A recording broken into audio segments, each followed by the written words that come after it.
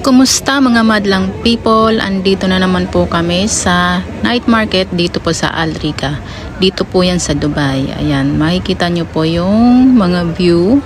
Ayan, ang ganda nga naman po dito sa night supermarket. Try nyo rin po pumunta. Dito lang din po yan sa Al Riga, Dubai. So ayan nga po mga madlang people. Busy po akong nung mga nakaraang araw. Ayan po at hindi po nakakapag-upload. Pero ngayon, watch nyo po ang video na to at tsak po matatakam kayo. Hindi po dyan kayo matatakam sa isda, okay? Ayan po yung mga isda. Meron din po yan dyan sa night market. Very colorful po yan. Sobrang liit po niyan. And welcome din po dito. Marami rin po rito mga gadgets.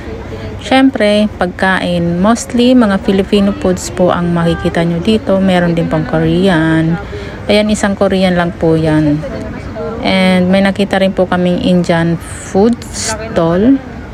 Pero hindi ko na po siya nakunan. Ayan, pero syempre, ang hinahanap po ng aming panlasa is Filipino food. Kaya umorder kami ng barbecue isaw. So, nung time na po yan, nung pagpunta po namin dyan, sobrang init nga po talaga. Kasi siksikan pa po yung mga stall dyan. So, sobrang dami. Kaya ang init pa po.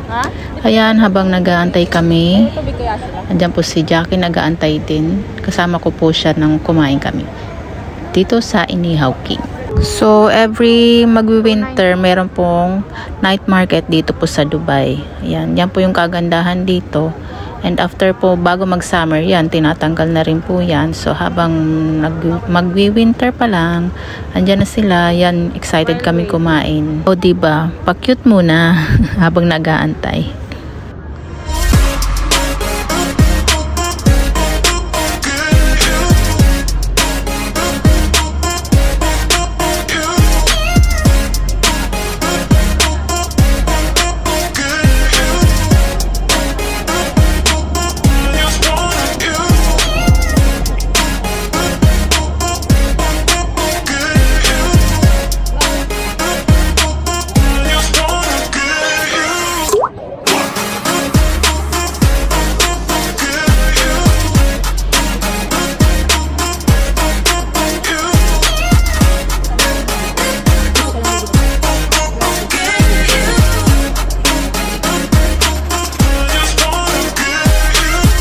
So ayan nga guys, busog na busog kami dyan kasi sobrang dami.